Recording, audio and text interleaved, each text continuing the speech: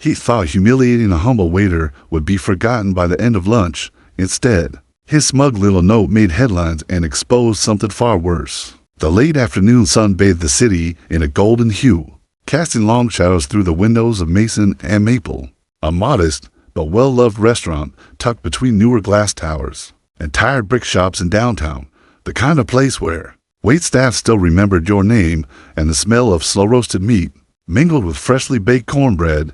It wasn't upscale, but it had heart, and its regulars came for just that dot inside. The hum of clinking silverware, laughter, and soft jazz filled the air.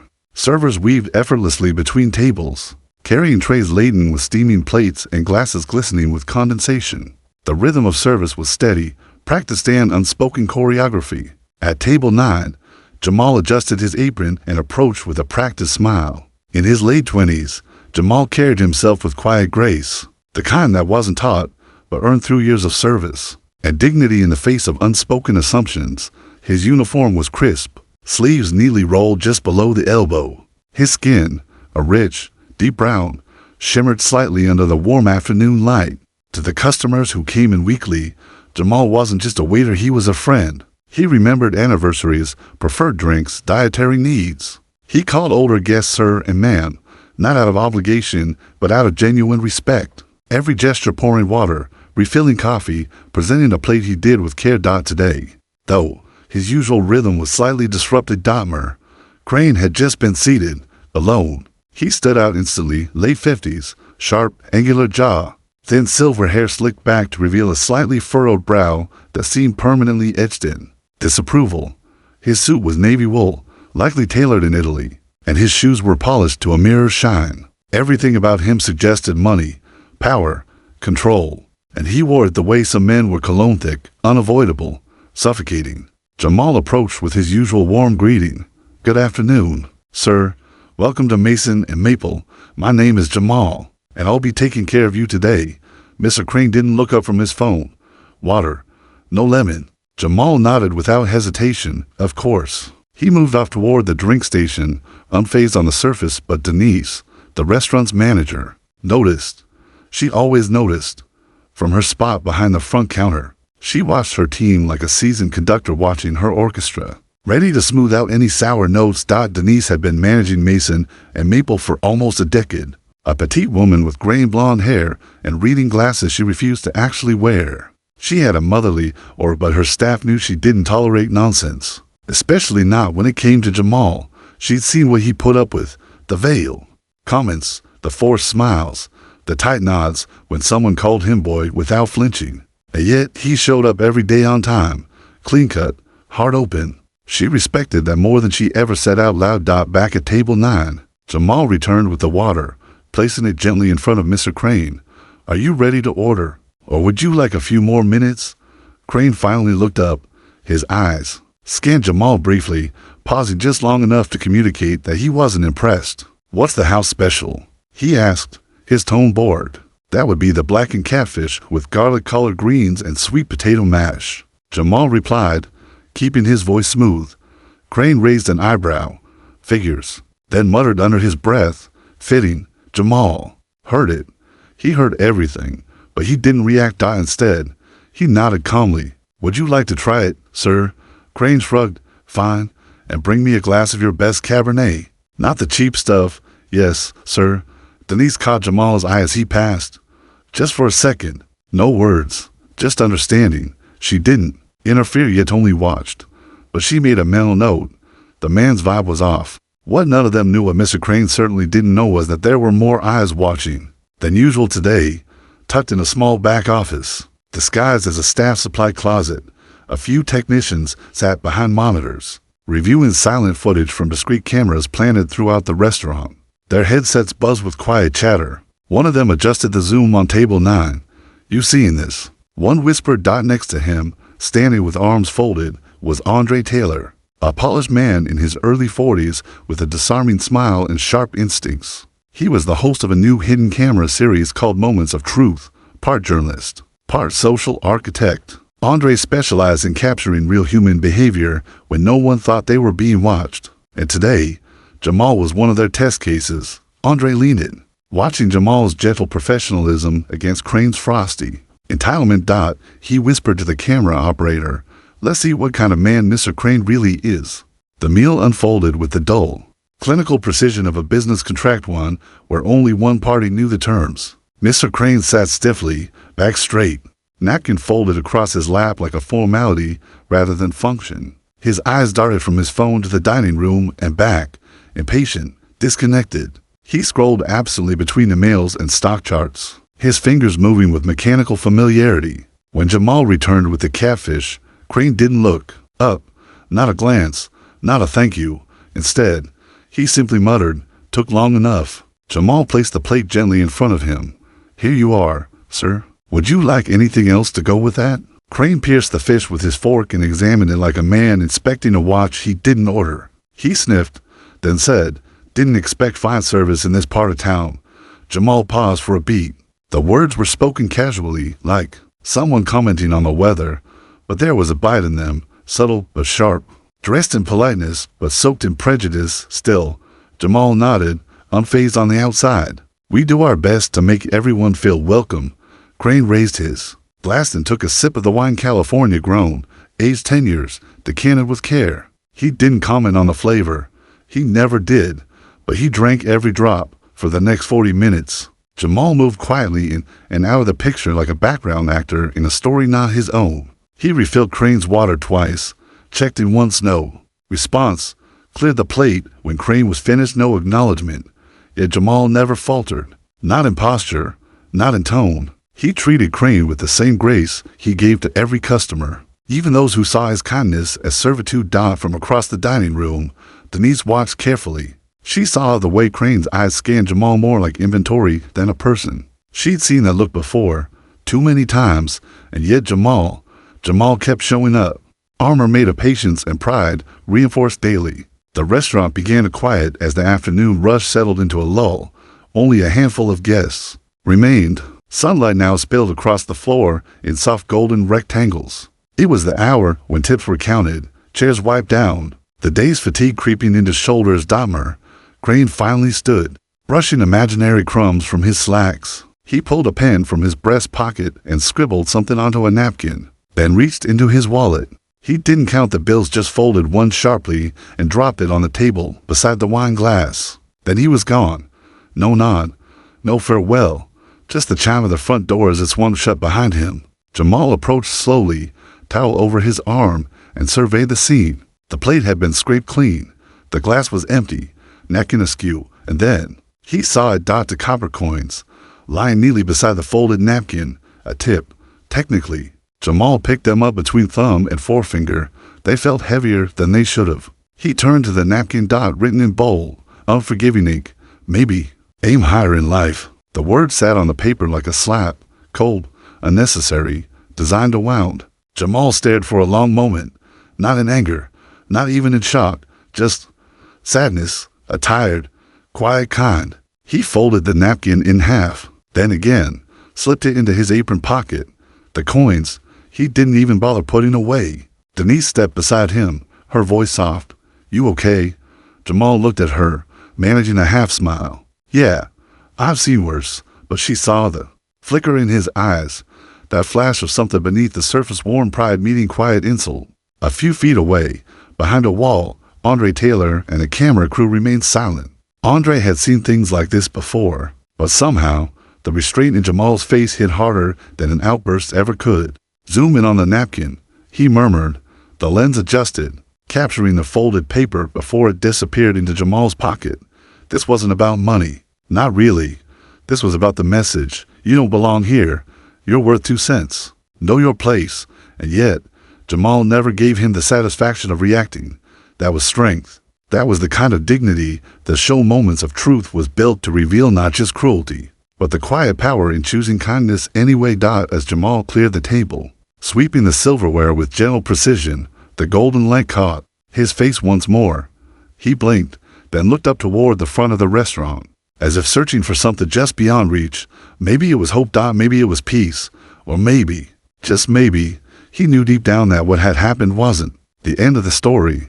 Unbeknownst to Mr. Crane, the moment he stepped into Mason and Maple, He stepped onto a quiet stage one crafted not for deception, but for truth. Every glance, every word, every decision he made had been recorded not for punishment, but for understanding. Behind the scenes, in a hidden room tucked behind the kitchen pantry and disguised by a mop closet door, a small team of producers huddled over multiple screens. Their headphones buzzed with clean audio from strategically placed mix. Camera feeds flicked between angles overhead wide shots. Hidden body cams stitched into the server aprons. A discreet lens tucked behind a vent just above table 9.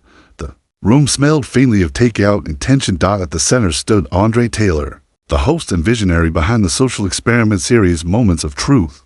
Tall, sharp-dressed, and cool-headed, Andre had a journalist's focus and a documentarian's patience. He didn't chase spectacle, he chased sincerity, and he knew exactly what he had just seen. He turned toward the lead producer. "That's it. That's the moment." The producer nodded silently, fingers already tapping timestamps and pulling footage into labeled folders. For 3 days, they had been filming at Mason and Maple quietly, ethically, with full consent from staff and management. Guests were not identified unless their actions crossed the boundaries of decency in ways that begged to be confronted. There had been a few close calls, a few awkward encounters, but nothing quite like what had just unfolded with Mr. Crane. Not because of the 2-cent tip. That was just the period at the end of a sentence. It was the sentence itself that mattered. The dismissiveness, the tone, the entitlement, the slow, calculated erosion of dignity served in small doses over a 40-minute meal. Andre rewound the footage.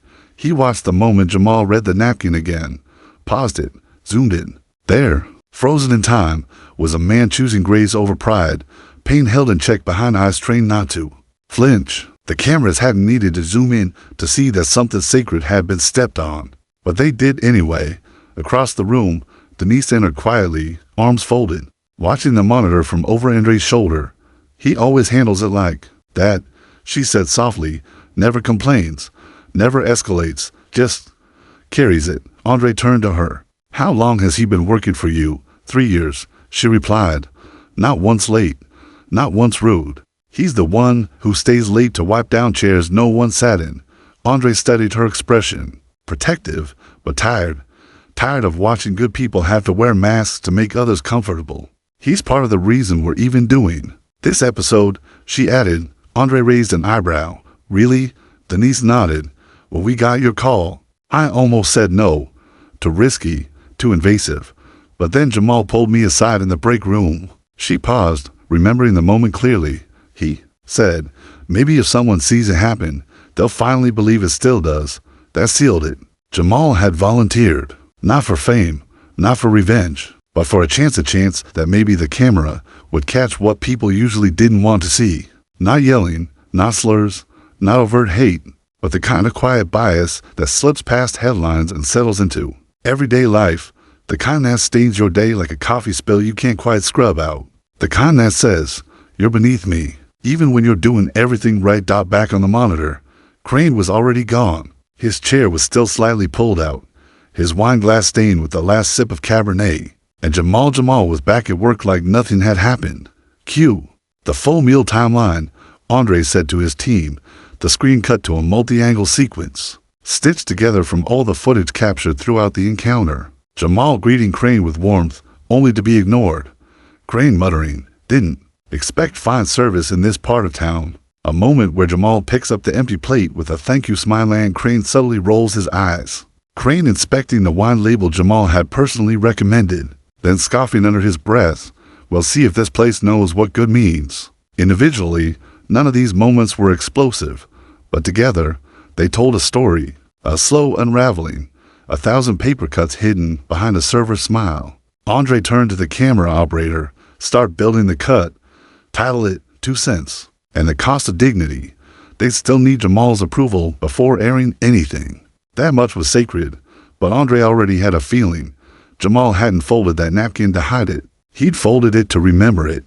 Exactly 7 days later, on a cool Thursday evening, the Moments of Truth segment aired on national television.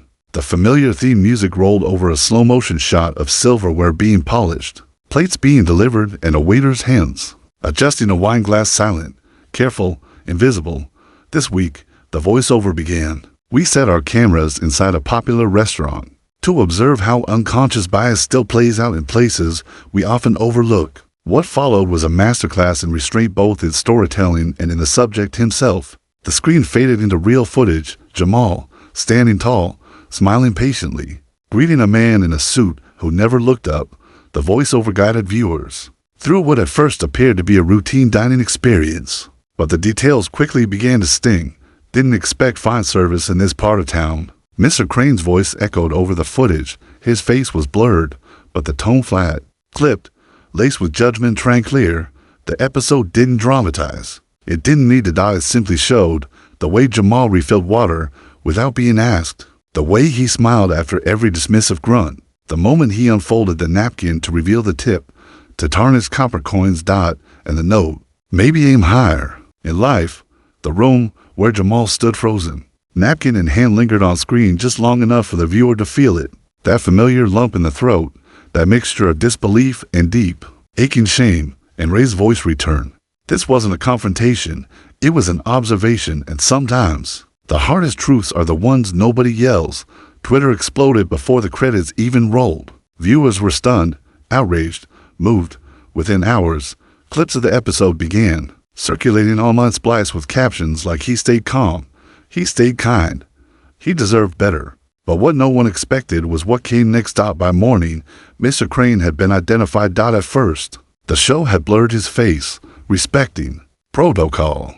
He was just another guest caught behaving badly, but social media is a hunting ground for patterns, and patterns don't hide for long. A TikTok creator with a good ear recognized the voice. Another user connected the signature silver cufflinks and the unique pattern on Crane's suit visible in a brief over-the-shoulder shot. Someone else unearthed a photo from Crane's LinkedIn, matching his posture, his gestures, even the way he held a wine glass. Within 18 hours, #descent Crane was trending globally. Crane wasn't just any man. He was a minor public figure, a regional businessman who had built his brand on public speeches about equity, charity, and leading with heart. His social media accounts were filled with quotes about service and gratitude. He had posted selfies at fundraisers, shaken hands with city officials, smiled beside giant novelty checks made out to local shelters. The contrast between who he claimed to be and what he was caught doing on hidden camera hit like a sledgehammer. By day 2, his business partners had issued a statement. "We were unaware of the behavior exhibited by Mr. Crane and do not condone the values demonstrated in the aired footage. Effective immediately, he will no longer represent our organization in any public capacity." His name was scrubbed from websites. Invitations to upcoming events were rescinded. Sponsors pulled funding, and yet, in the eye of the storm, Jamal remained silent. He declined every interview request at first. No press, no viral monologues. When Andre called to ask how he was doing, Jamal responded with just 2 words, "Still working." But people kept talking because they saw something rare in Jamal. Not just grace under pressure, but the kind of unshakable presence that didn't need a spotlight to shine. When Moments of Truth posted a follow-up video titled "Where Is He Now?" It showed Jamal at work, wiping down a booth as the sun poured in from the windows. He looked up briefly, gave the camera a small nod, and returned to polishing the salt shaker. That moment alone garnered 12 million views in 24 hours.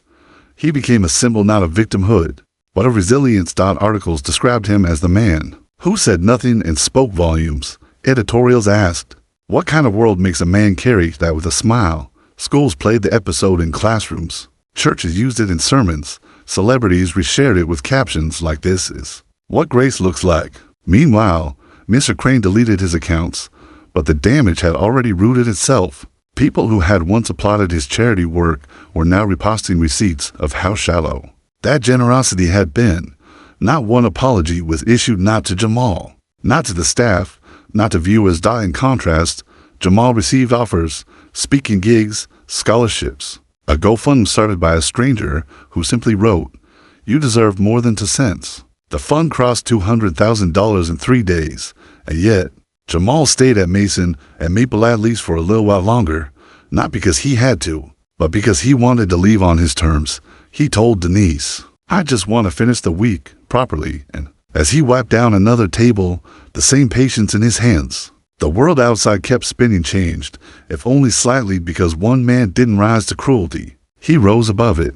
The backlash had spread like wildfire. What began as a single televised moment inside a quiet downtown restaurant had now become a nationwide conversation about dignity, race, and the thousand small ways people are told they're less than. And, caught in the eye of it all, Mr. Crane finally broke his silence. In a grainy cell phone video uploaded to a social media platform he had previously abandoned, Crane sat at a polished oak desk in what appeared to be a private office. A bookshelf stood behind him, lined with biographies of business icons and leadership manuals props for credibility. His expression was composed, rehearsed. "I want to clear up what's been said about me," he began, his voice heavy with manufactured contrition. That moment, what I left on that table, was meant as a joke, a poor one, maybe, but not malicious. He folded his hands, exhaling as if the weight of public scrutiny had been unfairly placed upon him. "I've worked for years to support equality in community. My record speaks for itself. Anyone who knows me truly knows me would tell you, I'm not that guy." But the internet wasn't buying it. Within minutes, the comments flooded in. "A joke? On a man serving you food? So the years of microaggressions were just comedy too? You wrote aim higher and tipped a cents. That's not a joke. That's contempt." Screenshots from the episode resurfaced, side by side with Crane's apology. Analysts dissected his language, tone, body language. Commentators called it out for what it was. Damage control, not remorse. Meanwhile, across the city, Jamal sat in the same booth he had cleaned 100 times. This time, however, a camera crew from a national morning news show was seated across from him. No lights, no glamour, just Jamal, in his neatly pressed apron, the same warm eyes, the same calm presence. The anchor asked gently, "Jamal, when you saw what was left for you on that table, what went through your mind?" He took a breath, folded his hands in his lap, and looked straight into the lens. "It's not about the tip," he said. "It never was." He paused, allowing the silence to settle. "It's about what people assume when they look at someone like me. Before I say a word, before I serve a drink, before they know anything about my heart or how hard I work." The anchor nodded slowly, visibly moved. "And how did it feel when the world finally saw what happened?" Jamal looked out the window.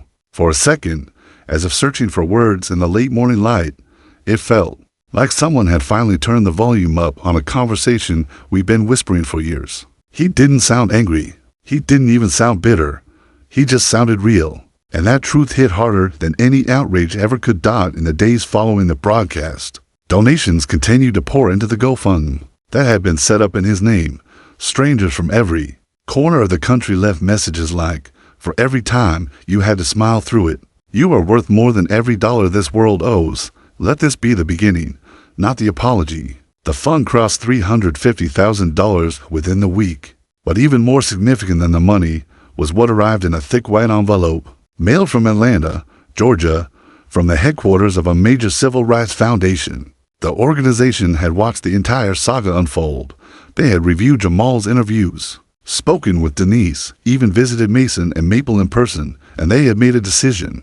The letter began formally, "Dear Mr. Jamal Carter, we are honored to offer you a full scholarship to our hospitality leadership program at the John Lewis Institute for Equity and Service." It detailed a 2-year course built not only to elevate skills in management, but to equip future leaders to create inclusive, empowering workspaces for all, the kind of environment Jamal had modeled, even when no one had noticed. He read the letter twice, then a third time, letting each word land. Denise stood nearby, trying and failing to hold back tears. "You deserve this," she whispered. Every word of it. Jamal smiled, folding the letter carefully. "I think," he said, "it's time I aimed higher," but not in the way Crane had meant it, not out of shame, not to prove his worth, but because now, finally, he had the wind at his back and a whole nation watching, not for his fall, but for his rise. Just when the headlines began to cool and the internet shifted its outrage toward newer controversies, Moments of Truth released one final segment, one that turned everything upside down. The episode aired without prior notice, no trailer, no promo, just a quiet upload with a single title card. The pattern, what we didn't tell you. It opened with footage not from Mason and Maple, but from a stark, windowless office in a different city, filmed weeks before the restaurant experiment had ever begun. A woman sat nervously in front of the camera, mid-30s, brown hair pulled into a tight bun, hands folded tightly in her lap. Her name was Karen Duarte, a former executive assistant at Crane's private consulting firm. Her identity was protected at first, but her words cut through the disguise. "I know exactly who he is," she said. "The man on that show. That wasn't his worst day. That was his usual day." The producers had reached out to Karen weeks before filming at Mason and Maple. But what the audience didn't know, what no one knew, was that Karen had reached out to them first. She had written a long, careful email, attaching documentation, testimonies, and even voice recordings. In her message, she wrote, "If you're doing a piece on workplace bias, you need to talk about the man I used to work for. He's smart. He's careful. He never says the wrong thing outright.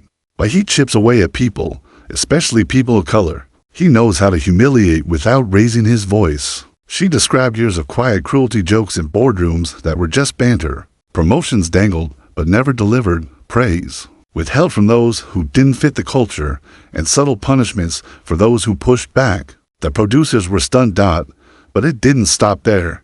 3 more former employees came forward, all with similar stories, all echoing the same behaviors that Jamal had endured in a single meal, except they're stretched over months and years. One black employee had been reassigned to client-free tasks after a corporate event with no explanation. Another had been fired after performance issues that no one could quantify. All of them described a man who weaponized professionalism, using civility like a blade sharpened, silent, and never traceable. What shocked the producers most wasn't the malice, it was how predictable it all was. So when they chose Mason and Maple for the experiment, they didn't pick the location randomly. They chose it because Crane had a standing lunch reservation there once a month. They waited for him, and when he came in, as they'd been told he might, they didn't script a single thing. They just turned the cameras on. The footage they caught wasn't a fluke. It wasn't a man caught on a bad day. It was a pattern, finally caught in public. The final segment of the episode cut between Karen's testimony and the now infamous footage of the napkin. The producer's voice guided the audience through the discovery. This was never just about a tip. This was about power, about how it hides, how it presents itself with a smile and an expensive watch, and how, when given the chance, it shows itself without ever raising its voice. In the final minute, the show made one last reveal, a side-by-side timeline of complaints from Crane's past staff, marked by dates and themes: dismissive treatment, passive aggression, retaliation. Then it juxtaposed those with the audio transcript from Mason and Maple, including his comment, "Didn't expect fine service in this part of town." The match was undeniable. As the credits began to roll, Andre Taylor's voice returned. "People like Mr. Crane don't just appear once, they repeat, because no one's watching, until now." And just like that, the curtain was pulled back, not on a man, but on a system, a style, a habit. It was a twist no one had seen coming, because the audience had been conditioned to believe this was about one moment, one injustice, one server. But now they saw the bigger truth. Crane didn't slip. He revealed. The internet erupted once more, not with outrage but with clarity. The narrative shifted from "look what happened" to Jamal, to "how many Jamals has this man hurt in silence?" Karen Duarte, now emboldened, revealed her name in full.